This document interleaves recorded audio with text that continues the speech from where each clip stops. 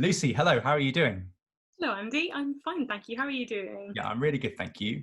We're starting by asking people to introduce themselves and to give us an overview of their work. So would you mind doing that, please? That's fine. So I'm Lucy Rayfield. I wear a few different hats. I'm currently lecturer in Italian at the University of Bristol, a research associate in French at the University of Oxford, and the MHRA research scholar at the Centre for the Study of the Renaissance at the University of Warwick. Great, thank you. And can you tell us a little bit more about the work that you do under any of those hats?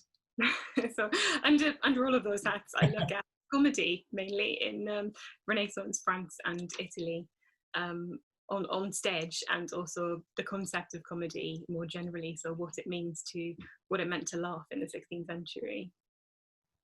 That's the best definition I've ever heard. What it meant to laugh in the 16th century. I love it. Um, uh, we've it turns out there's nothing funny about comedy really when you. I've already laughed twice in this video, so there's definitely something funny about comedy.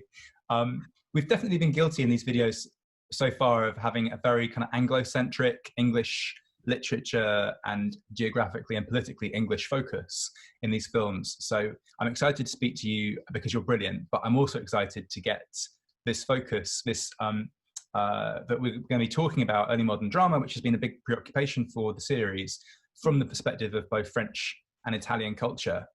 Is it all right if I start with that kind of bigger question of what it means to move between French and Italian performance culture, and also to do so in a world which tends to privilege other kinds of theatre in this period, particularly English? Maybe I'm wrong about that, but yeah, could you tell us a bit about that kind of the international travel that you do in your head in your day job? That's such a great question.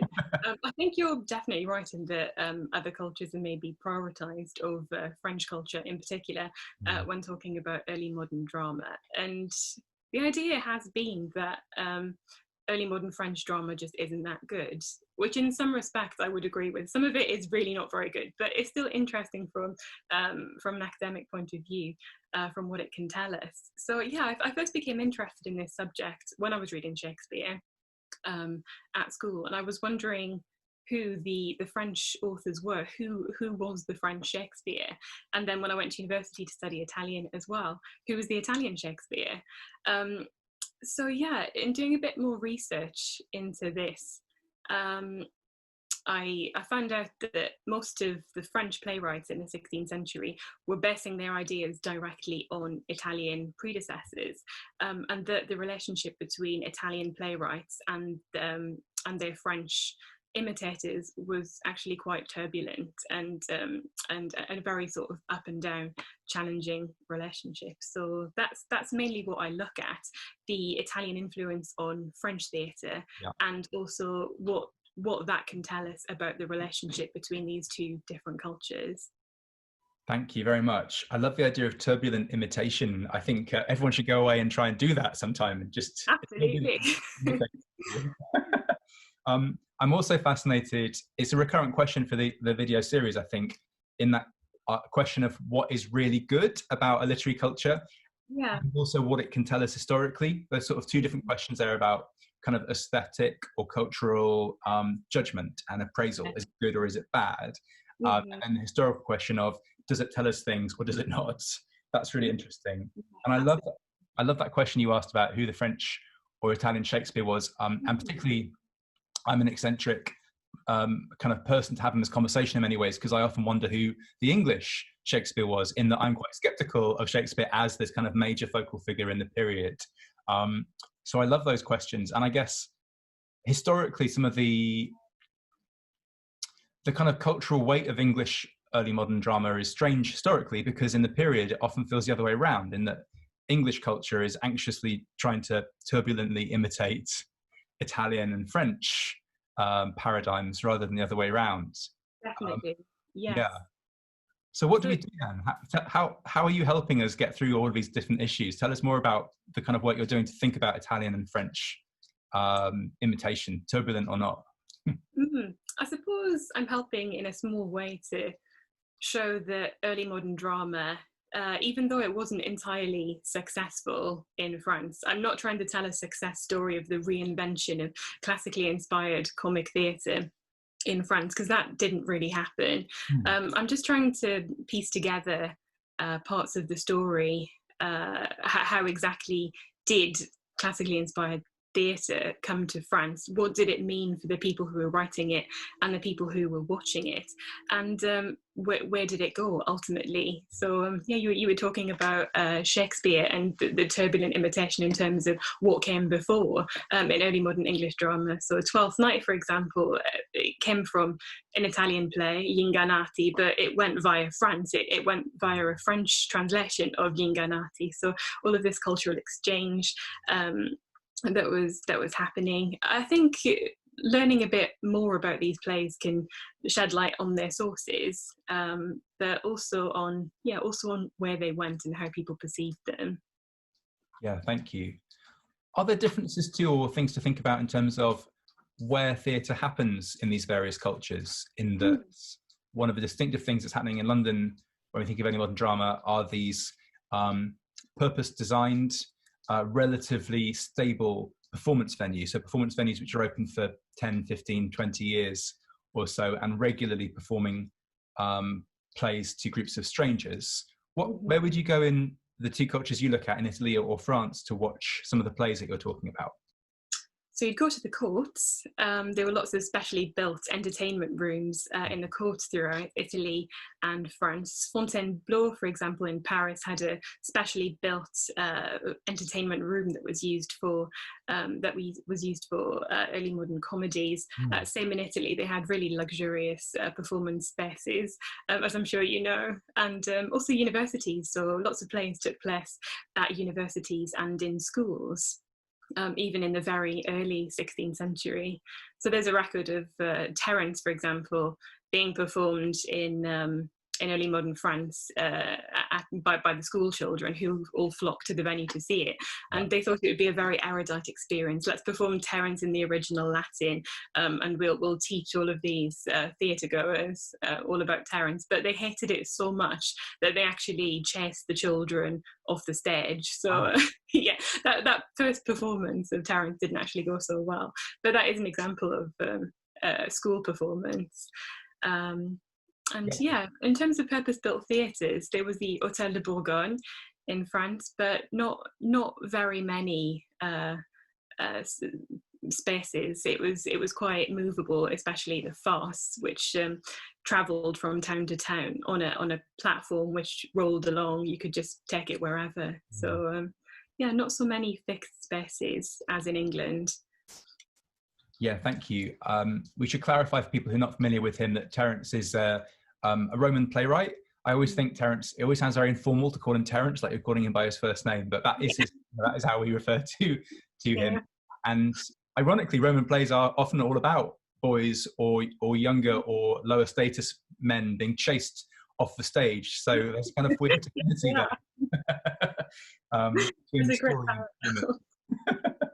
parallel. So thank you. So court performance, you mentioned luxurious spaces, which therefore I presume means either expensive or exclusive. So either you have to pay a lot of money to get into them, or it's by invite only. I presume. Only. Yes. Yeah. And then universities and schools. So again, that then turns on who is included and who is excluded from those spaces by dint of gender or social status or educative access. Yes. There was definitely a hierarchy in terms of who was allowed to attend these spaces. So I'm thinking, for example, of the 1548 performance of La Calandra, which happened in Lyon as part of the royal entry of the new Queen Catherine de' Medici and Henry II. And it was the first performance of an Italian comedy in France, and people were absolutely bowled over by it. They'd never seen anything like it before. It took place in one of the entertainment rooms in Ippolito d'Este's palace in Lyon, and the king and the queen saw it for the first time. They loved it. Then they they asked for a second performance where more of their friends could come along, and then a third performance had to be put on for the people who weren't able to get into the room the first two times. So yeah, definitely a hierarchy of people attending these performances and who was allowed to be there, and yeah, who made the first performance, who made the third performance. Yeah, but people wanted to see it. Yeah, And then what you're saying about yourself when you become the kind of patron who goes, oh my goodness, I've got this great play, come around and watch it. I mean, I was like that as a teenager with films. I feel like that with them. And I guess there is a kind of social capital. There's a certain statement you're making about yourself when you say, I have this wonderful taste, come and share it. There's kind of something going on there. Interestingly, it's both generous, but also a statement about yourself, right? And the thing that people won't like it, if, what do they think my taste is like? If they it's true. Yeah. Is there also a key difference thinking, and I'm sorry to keep thinking from the perspective of English drama, but that's the kind of focus, it's where I'm seeing much of what you're saying from. But is there also a key difference that England is culturally so dominated by a single capital city, whereas Italy, for example, is not yet a country at all. There's a series of city-states in competition with each other.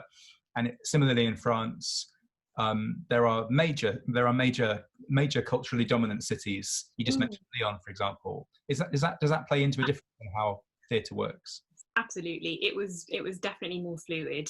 In Paris was obviously the centre of where a lot of this was happening, but Lyon as well, and the provinces. And Lyon was a very Italianised city, so it took a lot of different Italian regions, influences from there, and that also enhanced and changed the culture in many different ways. So you're absolutely right that it's not centric at all where this is happening, and maybe that really helps.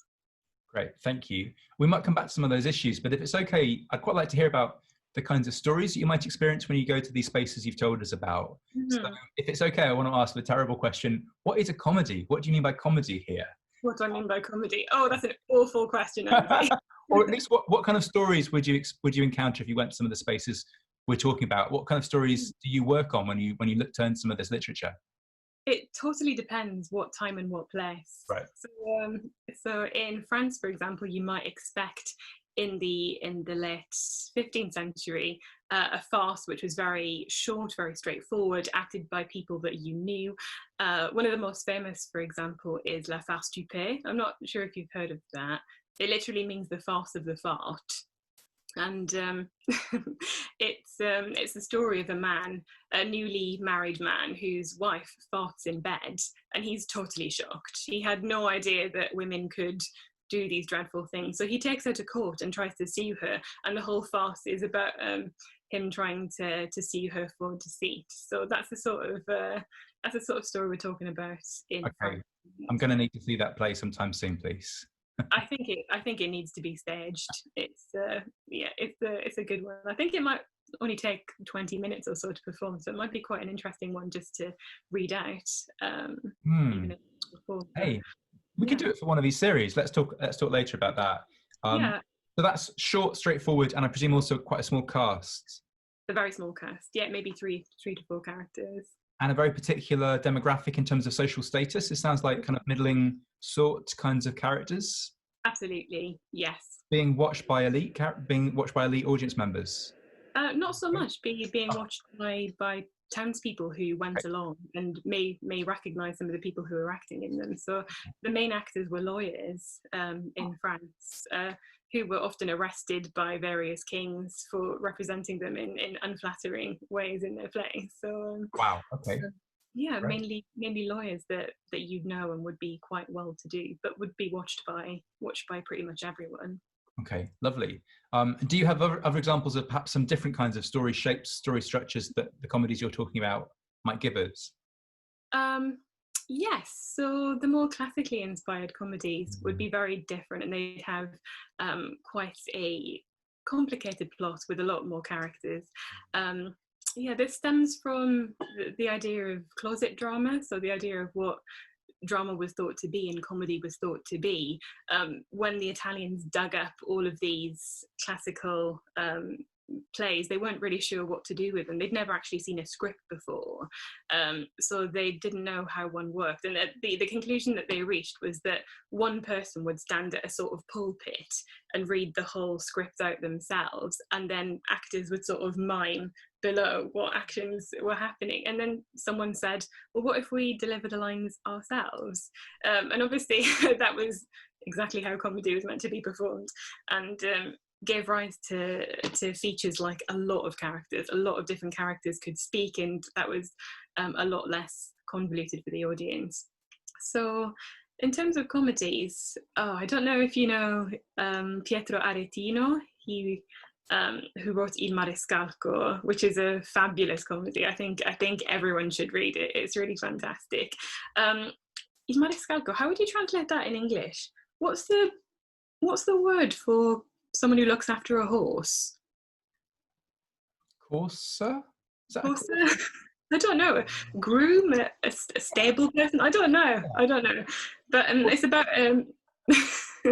it's about a stable person who he very clearly was not into women, and this was known by all of his friends and totally fine. So the king decided to play a prank on him that he had to marry a woman. And he was very distressed at this and didn't like this idea at all. But everyone knew that it was a joke. Everyone knew what was going to happen.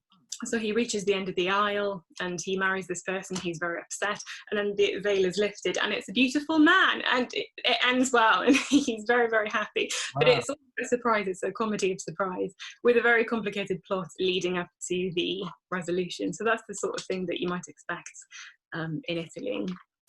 Yeah, great, thank you. I love those two different examples, and I love the differences of the two stories you're showing us, where one is a response to earlier forms of drama. And I love the idea of digging a script up and going, how does a script work? Because that seems to be a totally valid question. Yeah, absolutely. We don't ask enough of our own material and with our students as well. It's a really valid question that students often raise, and we often take for granted we know what the answer is. But yeah, how do scripts work? It's a really great question. Yes, yeah. And how do cue scripts work? How do you make someone laugh if you don't know what lines the other person has? It totally throws a different light on comedy and how you make something funny if you have no idea what's happening in the rest of the play or what any of the characters are really like. Yeah. So I know you were not completely thrilled with the question of what you mean by comedy, but it does sound like laughter is fundamental to how you think of comedy in this period and in these two cultures. I think absolutely laughter, and what it meant to laugh, I suppose, lots and lots of different things. But I think absolutely happiness is one of the fundamentals of comedy, and the old adage that it should end well is very important. So it should leave you feeling leave you with a good taste in your mouth. Wow. Okay, fascinating. Is there anything more I should be asking you about your research? This is just an open question to make sure that I'm covering everything that you might be telling us. I know I'm not, obviously, but what core things do you feel people should know about French and Italian early modern theatre? Oh, French and Italian early modern theatre. I think it was connected to other literary genres as well. So joke books, secret books, short stories, boccaccio, for example. So I think the word comedy was quite fluid in that it could denote a play, but it could denote a lot of other literary practices as well. So, and they all tied together, and they weren't mutually exclusive. Yeah, but that's what I think of when I think of comedy. Yeah, lovely, thank you. I think that's really important, the way in which theatrical literature is embedded in a culture of what we think of as non-theatrical, perhaps problematically non-theatrical texts like joke books and secret stories. And actually joke books are a great example of how what we call non-theatrical is actually super theatrical, because a joke book helps you to start telling jokes in your day-to-day life, right? So it does, yeah. Kind of script. I'm fascinated by that sense of comedy that you've given us, because I do still feel there are vestiges in English in this period, but also in other languages and cultures, of comedy just meaning a story, which may or may not involve laughter and may or may not involve a happy ending. There's a moment in early 17th century Germany in which Dr. Faustus is recorded as a comedy, for example. And so quite what that word means in particular places is a question that really fascinates me. Definitely. And we think of Dante's Commedia. It's one of the first examples, I think. Yeah, absolutely. And you mentioned Aretino as well. I was lucky enough to supervise a brilliant PhD student called Kate de Raker, who's now a lecturer at University of Newcastle, and we're hoping to get Kate on sometime soon. Wow. But her work was on Aretino and Thomas Nash and thinking about the Italian-English crossovers of some of the texts you've just been telling us about. That's so interesting. Yeah. So Aretino doing things with Boccaccio, which then through various kind of book trade networks ends up in the hands of Nash, then being naughty with people like Gabriel Harvey. So there's all kinds of exciting things. That's fascinating. That's such a great topic. It was lots of fun. Okay, well, finally then, would you mind telling us, Lucy, anything that you know about how some of these plays happen on stage? Do we have a sense of what they might have looked like? What kind of staging technologies were being used? Are we dealing with particular kinds of performers, male or female? Are we dealing with a particular class or social status? Yeah, what might an audience see? I know you're talking about two different cultures across a long time period, but could you give us some examples of what you might see when you go to the theatre? You might see a professional troupe. You might see a troupe such as the Gelosi, for example, which were comprised of they were men and women actors, which had never been seen really in France. So the previous example of La Calandra, that had women actors as well, that was totally a novelty for a lot of people watching the plays. So yes, professional actors you might see lawyers that we've spoken about as well. You might see courtly figures themselves. So one of the main things that these professional actors did was bring people up on stage to act alongside them or give them a role in advance. So you might see Henry or Catherine or one of these royal figures in France actually acting in a play themselves. The very first painting that we've got of a Commedia dell'arte scene is set in France, and you can see Catherine de' Medici right in the middle. She's playing the part of Columbine. The king is there also playing the part of the Duke of I'm not sure, I can't remember who is also playing a part, but they're all there playing parts themselves. So yeah, it helped if they were recognizable to the audience. And it helped also if they were an Italian troupe acting in France. It didn't matter if the audience understood them or not. These plays all took place in Italian, and the people watching them might not all have understood Italian, but they still found it hilarious. So I think that gives us an idea of what their staging techniques must have been like, and what their gestures must have been like, and their costumes as well, to make people laugh, even people who had no idea what was really happening in the comedy. Yeah, you're essentially describing a bilingual performance in a potentially monolingual culture, or only partially bilingual culture, and their visual storytelling becomes a kind of primary medium of storytelling. And as you say, that tells us lots about what it must have looked like in terms of gesture and kinetic movement across the stage. Yeah. I love the idea of the performers being recognizable too, and it sounds like you're telling us about two kinds of recognizable performer. One is recognizable because you know them and you're part of this particular exclusive group, and then if it's a professional performer, presumably they're recognizable because they've become famous through their work as a professional performer. So those feel like quite different kinds of recognition, but really interesting ones. Definitely. They definitely had their favourite actors. So Domenico Barlacchi, for example, was a really famous actor who was brought up to France to perform for people who really appreciated him there. And people would flock to see these troupes, and they knew which troupes they really liked. So absolutely two different kinds of recognition there, people that you knew and people that you recognised from their work. Yeah, great. Thank you. Lucy, you said at the start about not always being sure about some of the quality of some of the material in some of these kinds of performance. So do you mind if I ask and finish by asking what draws you to that work? I mean, sometimes I feel that we as academic professionals sometimes are a bit apologetic about our material. But yeah, I'd be interested to hear, if it's okay, what brings you to this material and what animates your work, what drives your work? If that's okay. That's a great question. Yes, that's fine. To me, it doesn't really matter whether the plays themselves were successes or not, even whether they fulfilled the aims that they set out in the prologues, for example. For me, they're interesting as historical documents. We can see who was sharing them, who was reading them, who was watching them. We can't really say that a play is good or bad. There's so many problems associated with that. But Yeah, what the plays can tell us about the culture, what the plays can tell us about the relationship between different cultures as well, I find really interesting. So how characters are taken and transformed into different ones for political purposes or religious purposes. Um, for example, the French playwrights got so good at imitating Italian comedy that they used Italian comedy as a means of making fun of the Italians themselves. So the Spanish soldier of Italian comedy is turned into an Italian soldier in French comedy, and he plays all these different stereotypes of Italian culture out. So this character, which is really an Italian invention, is used directly against the Italians themselves to convey a really unpleasant and political message.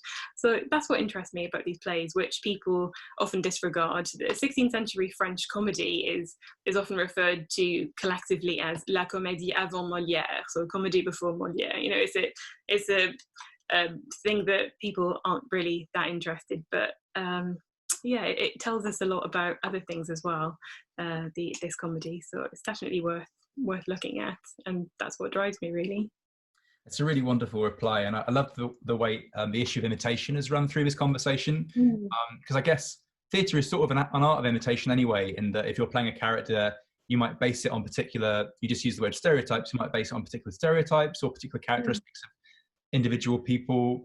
You might play up certain aspects of your own skill set, or you might deliberately avoid imitating yourself in order to look like someone else.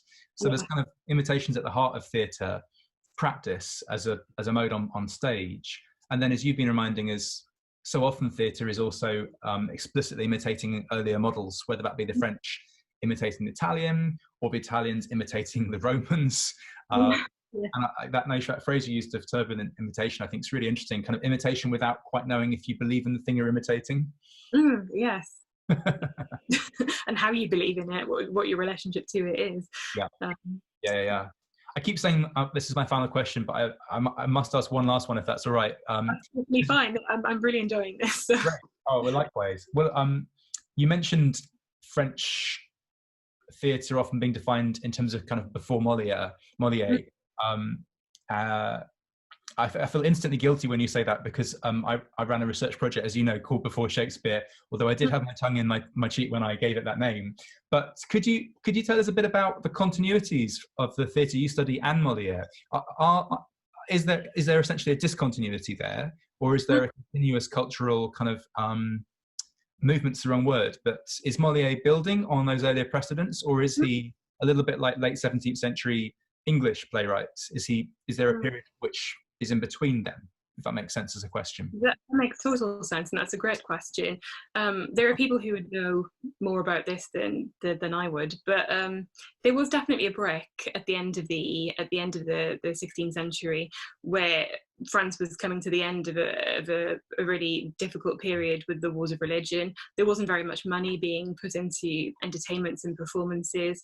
The King, Henry, really preferred medieval comedy to the new classically inspired comedy that people have been trying to put into place. So he writes in a letter, for example, to, I can't remember who, one of his many mistresses, no doubt, that, they put an elaborate classical comedy on for me, but, you know, I thought more about you than about the comedy. I didn't pay any attention at all to the comedy, but he did love farce. So there was a return to this medieval comedy right towards the end of the century. And by the time writers such as Corneille come into play in the early part of the century, they were complaining that they had no precedents to follow at all. So I think there was a bit of a break, but you could draw definite parallels with the theatre that the 16th century playwrights tried to put on stage, and then later plays by Molière, which are also very political. They make a statement, they're very structured. So you could draw parallels, even though there was a definite break in between these two different movements. That's brilliant, thank you. I'm so pleased I asked that question, because it reminds us that war is often hugely important in the history of theatre, and we often completely fail to factor in what's happening geopolitically around plays and playwrights and playhouses and playing venues and audiences, but is often hugely important, and I think is often an overlooked subject matter in plays as well. So just take a famous example from English early modern drama, again with apologies. But the Duchess of Malfi begins by talking about what was happening in the French-Italian wars just a few years previously. And then the other issue you've just raised, which we often forget, is patronage and money. That plays that we think about from this period relied on networks of money which were sometimes capitalized, but often were kind of pre-capitalist forms of patronage. And that often gets lost completely in the conversations we have. It really does, yes. And Du Bellay, who wrote one of the most famous rhetorical tracts of the French Renaissance in the mid 16th century, when comic theatre, classically inspired comic theatre, humanist theatre, wasn't really a thing. And he says, yes, it would be a great idea to reinvent this sort of drama in France, if princes want that to happen. So there was a definite recognition there that money was needed to fund some of these performances, money that often wasn't there or was put somewhere else. But they were, especially when Catherine was queen mother or queen consort, whatever she was at the time, she poured money into these performances. So she inaugurated ballet, for example, in France, with really elaborate ballets with fireworks and all sorts of devices. So for a period, there was a lot of money being poured into these performances, and at the courts especially, there was more emphasis on comedy and other forms rather than tragedy, because Catherine was very superstitious. She wondered whether her husband's death, for example, had been caused by a tragedy that she'd recently commissioned. So she banned performances of tragedies and put comedy into play for a period instead. So that patronage, very, very important. And also war too, which pops up time and time again, but in different contexts. So you mentioned in the Duchess of Malfi the Franco-Italian wars, and there's still all sorts of references to these wars throughout the century. For example, the syphilis is called by the Italians as the mal francioso, and by the French as the mal de Naples. There's so much play all the time that's going on in these comedies. So those sorts of representations, I think, also are really overlooked. Yeah, they are. And they're also wonderfully, well, maybe wonderfully is the wrong word, but they're eerily pertinent in the current moment, because theatres are wondering how they're going to make money through the next few months of lockdown. And I'm seeing quite a lot of conversations around producers at the moment asking, what kind of stories should we tell after lockdown? And should we be actively avoiding, not quite tragedy in the way that you were just describing, but avoiding subject matter which is not uplifting in some way? So the issue of genre and storytelling and emotion, but also of finance, is right at the heart now of how theatres are thinking about themselves going forwards. Yeah, and that fine line between comedy and tragedy that was there throughout the turbulent periods of the early modern as well. So La Gélodaterie by Jacques Revah literally means laughter and tears. How do you walk the line between these two very delicate concepts? And they would seem to be very similar, won't they? Laughter was great, but at the same time it was very dangerous. If you did too much of it, you might choke, you might die. These very good things, these very pleasant things, also walked a very fine line between the tragic as well. Yeah. Thank you very much. I've enjoyed walking the fine line between the comic and the tragic with you. It's been really good fun. Thank you very much for the invitation. Anytime. Thank you, Lucy. Take care. Thank you.